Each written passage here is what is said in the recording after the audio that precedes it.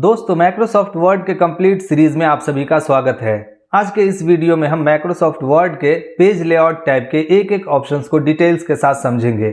और अगर आप वीडियो को पूरा देख लेते हैं तो आप माइक्रोसॉफ्ट वर्ड के किसी भी तरह के डॉक्यूमेंट को पेज सेटअप और एक्सपर्ट की तरह बड़ी आसानी से प्रिंट आउट कर सकते हैं।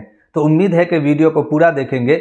और दोस्तों वीडियो शुरू करने से पहले आपसे एक छोटी सी रिक्वेस्ट है कि प्लीज़ वीडियो को लाइक कर दीजिए और अगर आप चैनल पर नए हैं तो चैनल को सब्सक्राइब करके बेल आइकन को प्रेस कर लीजिए।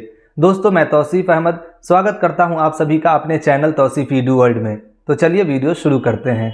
तो दोस्तों सबसे पहले आपको अपने कंप्यूटर में माइक्रोसॉफ्ट वर्ड को ओपन कर लेना है और उसके बाद आपको लेआउट टैब में आना है। अगर आपके सिस्टम में माइक्रोसॉफ्ट वर्ड का ओल्ड वर्जन इंस्टॉल होगा तो वहां पर आपको पेज लेआउट के नाम से ये टैब मिलेगा। तो इस टैब पर जैसे ही क्लिक करेंगे तो सबसे पहला ग्रुप आपको पेज सेटअप के नाम से मिलेगा और इसके अंदर में जितना भी ऑप्शंस है ये बहुत ही इंपॉर्टेंट है, इसलिए कि आप डॉक्यूमेंट तैयार कर लेने के बाद में उसे प्रिंट करते हैं और प्रिंट करने में जो साइज का सेटअप होता है या फिर ओरिएंटेशन होता है, मार्जिन्स होता है, उन सभी चीज़ों का समझना ज़रूरी है। तो हम यहाँ पर पेज सेटअप में सबसे पहले मार्जिन्स की बात करेंगे, इसलिए कि पहला ऑप्शन मार्जिन है। मार्जिन्स वाले इस डाउन एरो पर क्लिक करेंगे तो यहाँ पर आपको मार्जिन्स का अलग अलग फॉर्मेट मिल जाएगा। अब मार्जिन क्या होता है सबसे पहले उसे समझते हैं। तो उसके लिए हम यहाँ पर कुछ सैंपल टेक्स्ट जनरेट कराएंगे। उसके लिए हम टाइप करेंगे =RAND, एक ओपन ब्रैकेट लगाएंगे, एक क्लोज ब्रैकेट और कीबोर्ड से एंटर बटन जैसे ही दबाएंगे तो ऑटोमेटिक कुछ पैराग्राफ जनरेट हो जाएगा। अब इस पूरे टेक्स्ट का थोड़ा सा साइज बड़ा कर लेंगे, जस्टिफाई कर लेंगे और इसी को कॉपी करके नीचे और भी पेज में हम पेस्ट कर देंगे। तो इस तरह से ये टेक्स्ट हमारे 3 पेज में कॉपी हो गया है। अब आपको यहाँ पर क्लियर पता चलेगा कि मार्जिन क्या होता है। तो आप देख सकते हैं कि टॉप में कुछ ब्लैंक एरिया छूटा हुआ है, उसी तरह से लेफ्ट साइड में और उसी तरह से राइट साइड में, और जब नीचे आएंगे तो बॉटम में भी नीचे भी आपको कुछ मार्जिन छूटा हुआ ब्लैंक स्पेस दिखेगा। इसे ही मार्जिन कहा जाता है। और मार्जिन माइक्रोसॉफ्ट वर्ड में पहले से बाय डिफॉल्ट 1-1 इंच चारों तरफ से छूटा हुआ रहता है, जैसे कि टॉप में 1 इंच, बॉटम में 1 इंच, उसी तरह से लेफ्ट और राइट में 1-1 इंच मार्जिन पहले से छुटा हुआ रहता है। अगर आप इस मार्जिन को कम और ज़्यादा करना चाहते हैं तो आप मार्जिन वाले ऑप्शन से कर सकते हैं। तो जब हम अपने डॉक्यूमेंट को प्रिंट करते हैं तो उस टाइम पे अगर हमें लगता है कि हमें राइट साइड से या फिर लेफ्ट साइड से या फिर टॉप और बॉटम के मार्जिन को कम और ज़्यादा करना है तो हम अपने डॉक्यूमेंट के हिसाब से कर सकते हैं। तो सबसे पहले हम मार्जिन्स वाले इस डाउन एरो पर क्लिक करेंगे तो आपको यहाँ पर मार्जिन का कुछ ऑप्शन मिलेगा, जैसे कि सबसे पहले by default normal margin set किया हुआ रहता है। दूसरे नंबर पर आपको नैरो मार्जिन का ऑप्शन मिलेगा। यहाँ पर आधा इंच जो है मार्जिन पहले से कम किया हुआ रहता है। मार्जिन का आपको अलग अलग यहाँ पर फॉर्मेट दिखेगा। आप अगर यहाँ से किसी फॉर्मेट को सेट करना चाहते हैं तो उस फॉर्मेट पे जाके क्लिक करेंगे, ऑटोमेटिक आपके पेज पर वो मार्जिन सेट हो जाएगा। लेकिन आप अगर खुद से मार्जिन को कम और ज्यादा करना चाहते हैं तो नीचे में आपको कस्टम मार्जिन का ऑप्शन मिलेगा। इस पर जैसे ही क्लिक करेंगे तो पेज सेटअप का एक डायलॉग बॉक्स ओपन होगा और यहाँ से आपको मार्जिन को कम और ज्यादा करना है। जैसे कि आप देख सकते हैं यहाँ पर सेंटीमीटर में चारों तरफ का मार्जिन शो हो रहा है, जैसे कि 2.54 cm यहाँ पर मार्जिन दिया हुआ है। तो हम इसको आधा कर देंगे, जैसे कि 1.27 कर देंगे और उसके बाद जैसे ही ओके करेंगे तो आप देखेंगे कि ऑटोमेटिक मार्जिन एरिया पहले से कम हो गया है। अब अगर मान लीजिए आप इस डॉक्यूमेंट को प्रिंट करते हैं तो इस तरह से पेज प्रिंट आउट होके मिलेगा। लेकिन हम लेफ्ट साइड से कुछ ज़्यादा मार्जिन छोड़ते हैं, क्योंकि जब हम अपने डॉक्यूमेंट को पेपर पर प्रिंट आउट करते हैं तो उसको स्टेपल भी करना होता है, पिनअप भी करना होता है। उसके लिए हम लेफ्ट साइड में कुछ ज़्यादा मार्जिन छोड़ के रखते हैं ताकि जब स्टेपल होगा तो हमारा कंटेंट उसके अंदर छुपेगा नहीं। तो उसके लिए फिर से हम मार्जिन्स वाले इस डाउन एरो पर क्लिक करेंगे, कस्टम मार्जिन्स पे आएंगे और उसके बाद लेफ्ट साइड के मार्जिन को 2.54 cm कर देंगे और उसके बाद जैसे ही ओके करेंगे तो आप देखेंगे कि लेफ्ट साइड में 2.54 सेंटीमीटर मार्जिन छूटा हुआ है। बाकी टॉप, बॉटम और राइट साइड में 1.27 सेंटीमीटर मार्जिन छूटा हुआ है। तो इस तरह से आप अपने ज़रूरत के हिसाब से मार्जिन को कम और ज़्यादा कर सकते हैं। तो फिलहाल हम बाय डिफ़ॉल्ट जो नॉर्मल मार्जिन सेट किया हुआ था उसी मार्जिन को हम सेट कर लेंगे। उसके बाद दूसरा ऑप्शन आपको ओरिएंटेशन का मिलता है। ओरिएंटेशन मतलब होता है कि आपको खड़े पेज में पेज को प्रिंट आउट करना है या फिर चौड़े पेज में प्रिंट आउट करना है। जैसे आपको यहाँ पर खड़ा पेज दिख रहा है, इसी तरह से प्रिंट आउट निकालना है या फिर इस पेज को चौड़ा करना है। अगर मान लीजिए इस पेज को चौड़ा करके प्रिंट करना है तो यहाँ पर हम ओरिएंटेशन वाले ऑप्शन में आएंगे। नीचे आपको लैंडस्केप का ऑप्शन मिलेगा, इस पर जैसे क्लिक करेंगे तो ऑटोमेटिक आपका पेज लैंडस्केप मोड में हो जाएगा, मतलब कि पेज चौड़ा हो जाएगा और इस तरह से आप प्रिंट कर सकते हैं। तो ओरिएंटेशन के अंदर में 2 ऑप्शन होता है, पहला पोर्ट्रेट और दूसरा लैंडस्केप। अगर आपको खड़े पेज में प्रिंट करना है तो आप पोर्ट्रेट ऑप्शन को सिलेक्ट करेंगे, और अगर आपको चौड़े पेज में प्रिंट आउट करना है तो आप लैंडस्केप मोड को सिलेक्ट करेंगे। और उसके बाद आपको तीसरे नंबर पर साइज का ऑप्शन मिलेगा। साइज वाले इस डाउन एरो पर क्लिक करेंगे तो यहाँ पर आपको पेपर का अलग अलग साइज मिलेगा। जैसे कि सबसे पहले आपको लेटर साइज मिलेगा, जो कि लेटर पैड होता है, जैसे डॉक्टर का लेटर पैड देखते हैं या फिर कॉलेज में प्रिंसिपल का लेटर पैड होता है, तो वो सारा लेटर पैड इसी लेटर साइज पेपर पर प्रिंट आउट होता है। उसके बाद आपको लीगल साइज मिलेगा। लीगल साइज होता है जैसे कि हमारा मार्कशीट होता है, थोड़ा लंबा होता है, लंबाई में थोड़ा ज्यादा होता है, चौड़ाई इसका भी बराबर होता है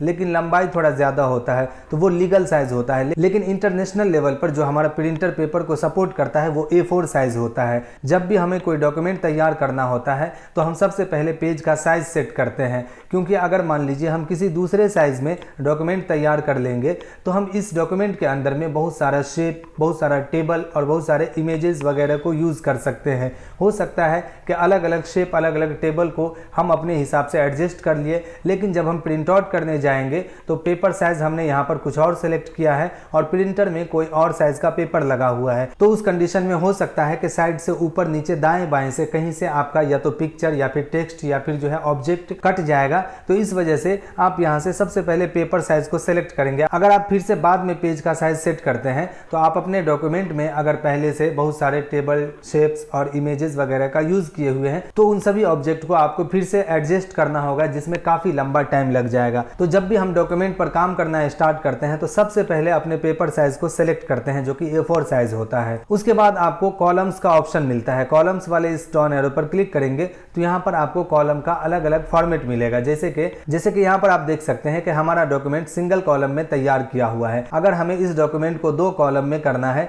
तो हम कॉलम्स वाले इस डाउन एरो पर क्लिक करेंगे और आपको यहाँ पर 2 का ऑप्शन मिलेगा। 2 कॉलम वाले इस ऑप्शन पर जैसे ही क्लिक करेंगे आपका डॉक्यूमेंट 2 कॉलम में बट जाएगा। इस तरह से आप डॉक्यूमेंट को 2 कॉलम या फिर 3 कॉलम में कर सकते हैं। अब आप यहाँ पर देख सकते हैं बीच में जो आपको स्पेस गैप दिख रहा है, मार्जिन दिख रहा है, इस मार्जिन को आप कम और ज्यादा भी कर सकते हैं। उसके लिए यहाँ पर रूलर बार में आएंगे और यहाँ से राइट साइड से आपको मार्जिन कम करना है या फिर लेफ्ट साइड में बढ़ाना है। इस तरह से आप राइट और लेफ्ट में करेंगे तो देखेंगे कि मार्जिन घटेगा और बढ़ेगा। तो यहाँ से आप मार्जिन को घटा और बढ़ा भी सकते हैं। उसी तरह से अगर मान लीजिए आपको 3 कॉलम में रखना है तो यहाँ पर 3 कॉलम का भी ऑप्शन मिलेगा। इस ऑप्शन पर जैसे ही क्लिक करेंगे तो आपका डॉक्यूमेंट 3 कॉलम में डिवाइड हो जाएगा। अब यहाँ पर भी आपको मार्जिन को कम और ज़्यादा करना है तो रूलर बार में आके यहाँ से मार्जिन को कम और ज़्यादा कर सकते हैं। तो फिलहाल हम कॉलम 1 को ही सिलेक्ट करेंगे। उसके बाद जब हम आगे बढ़ेंगे तो ब्रेक्स का ऑप्शन मिलेगा। इसके डाउन एरो पर जब क्लिक करेंगे तो यहाँ पर कुछ ऑप्शंस है जिसका यूज़ आपने पहले भी इंसर्ट टैब में कर चुका है, जैसे कि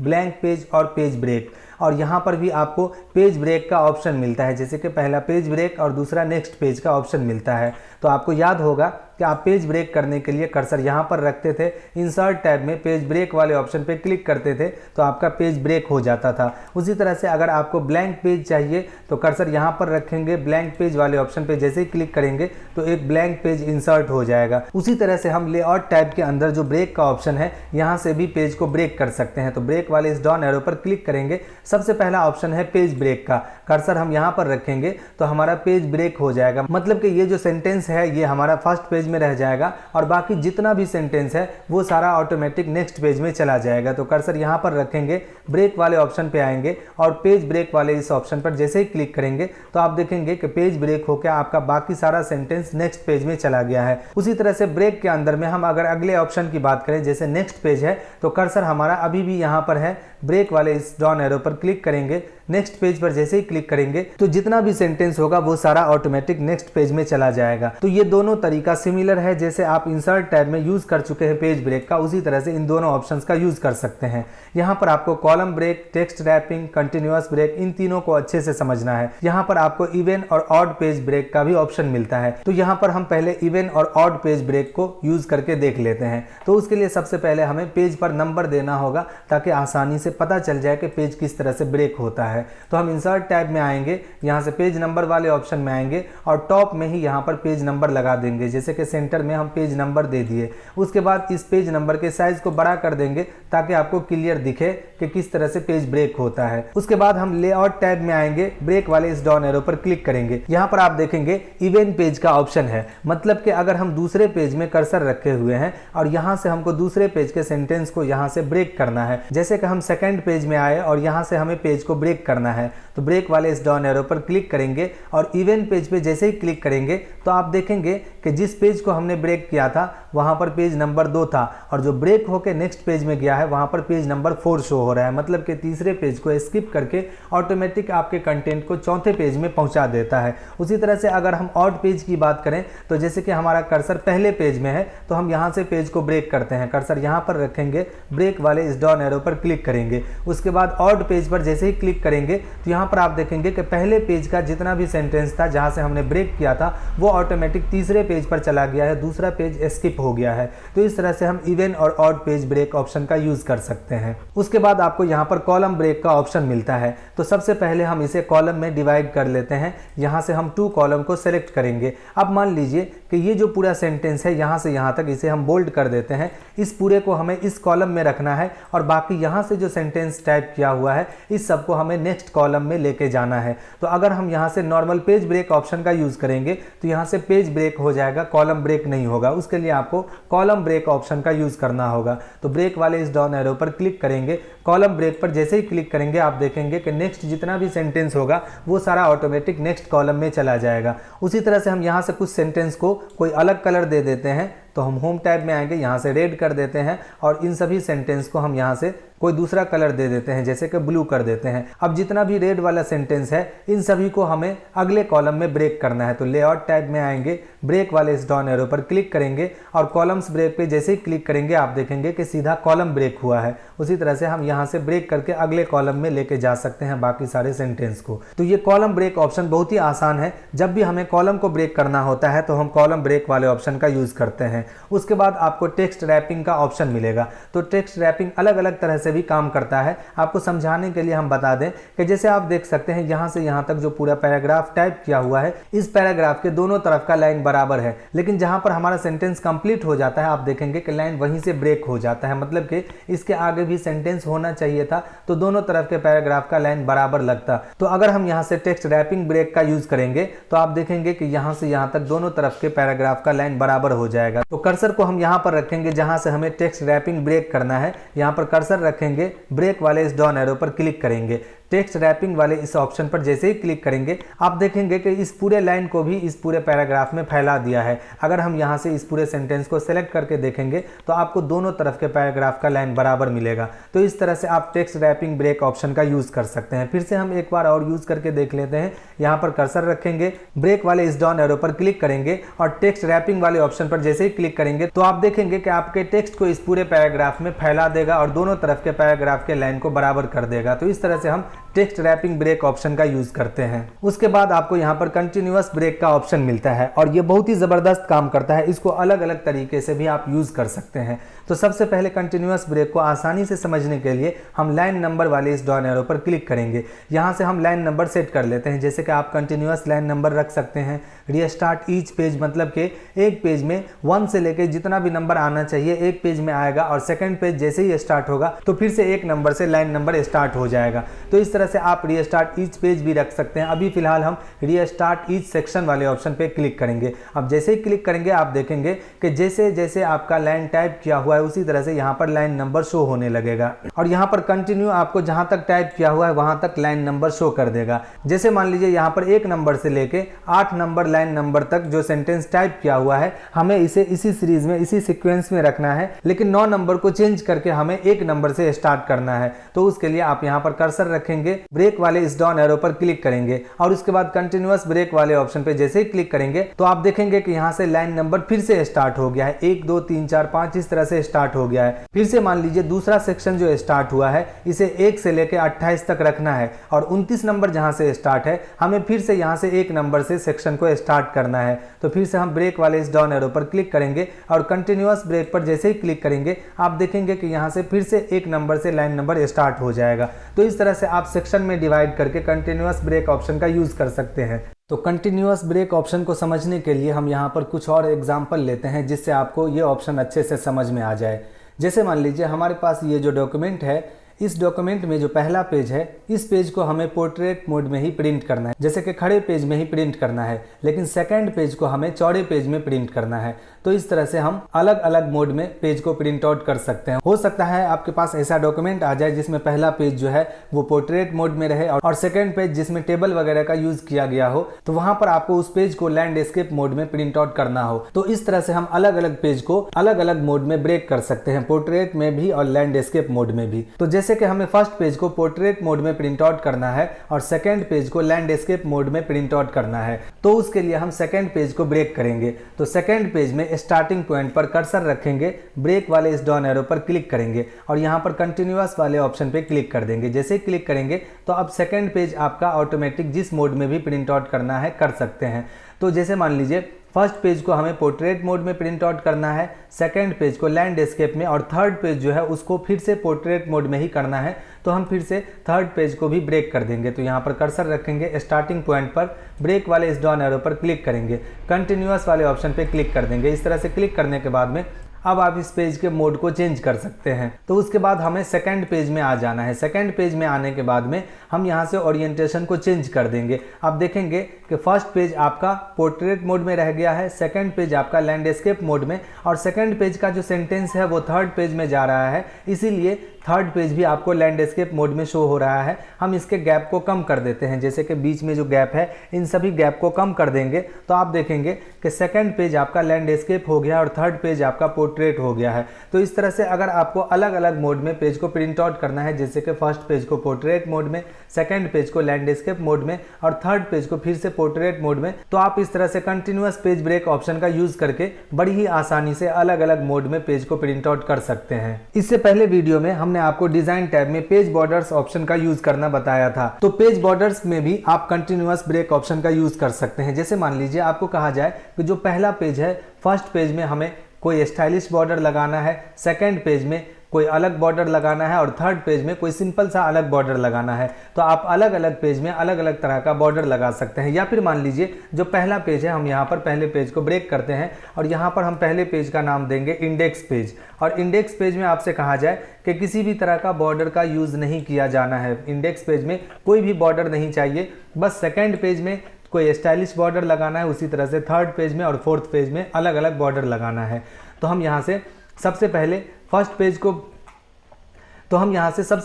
सेकंड पेज को ब्रेक करेंगे। सेकंड पेज में स्टार्टिंग पॉइंट पर कर्सर रखेंगे, लेआउट टैब में आएंगे और ब्रेक वाले इस डाउन एरो पर क्लिक करेंगे। अब हमें यहाँ से कंटिन्यूअस ब्रेक ऑप्शन का यूज करना है। इस पर जैसे ही क्लिक करेंगे तो आपका फर्स्ट पेज ब्रेक हो गया है, जिस पर हम किसी भी बॉर्डर का यूज नहीं करेंगे।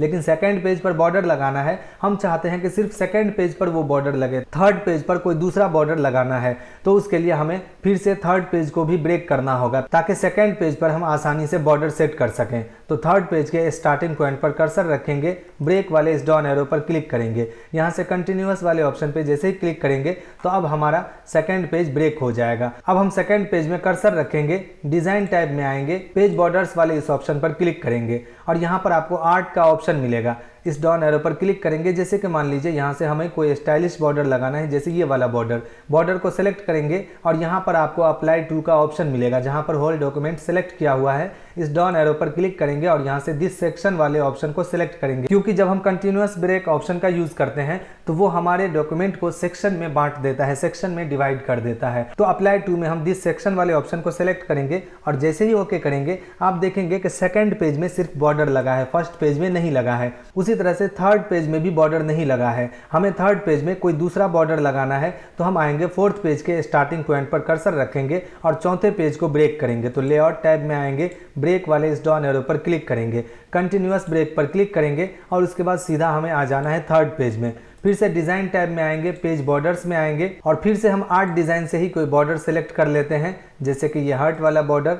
फिर से हम अप्लाई टू में दिस सेक्शन को सिलेक्ट करेंगे और जैसे ओके करेंगे अब देखेंगे कि आपके तीसरे पेज में अलग तरह का बॉर्डर लगा है। अब मान लीजिए हमें चौथे पेज में कोई सिंपल सा बॉर्डर लगाना है, तो इसके आगे कोई भी पेज नहीं है, तो हमें इसे ब्रेक करने का जरूरत नहीं है। हम यहाँ पर चौथे पेज में कर्सर रखेंगे, डिजाइन टैब में पेज बॉर्डर्स पे क्लिक करेंगे और यहाँ से सिंपल किसी भी बॉर्डर को हम सिलेक्ट कर लेंगे और उसके बाद अप्लाई टू दिस सेक्शन वाले ऑप्शन को सिलेक्ट करेंगे और जैसे ही ओके करेंगे आप देखेंगे कि चौथे पेज में अलग तरह का बॉर्डर लगा है। तो इस तरह से आप अलग अलग पेज में अलग अलग तरह का बॉर्डर लगा सकते हैं। इसे हम प्रिंट करके देखते हैं। देख सकते हैं कि पेज 1 में कोई भी बॉर्डर नहीं है, पेज 2 में स्टाइलिश बॉर्डर है, उसी तरह से पेज 3 में भी स्टाइलिश बॉर्डर है और पेज 4 में जो है सिंपल बॉर्डर लगा हुआ है। तो आप कंटिन्यूअस ब्रेक ऑप्शन का यूज करके अपने जरूरत के हिसाब से अलग अलग पेज में अलग अलग तरह का बॉर्डर लगा सकते हैं। उसके बाद आपको हाइफिनेशन का ऑप्शन मिलेगा। तो इसको समझने के लिए हम एक नया पेज लेते हैं और यहाँ पर हम कुछ सेंटेंस जनरेट कर लेते हैं। तो टाइप करेंगे इक्वल टू एंड ओपन और क्लोज ब्रैकेट, एंटर करेंगे तो यहाँ पर देखेंगे कि कुछ सेंटेंस जनरेट हो गया है। अब आप यहाँ पर देख सकते हैं कि बाएं तरफ के पैराग्राफ का लाइन बराबर है लेकिन राइट साइड से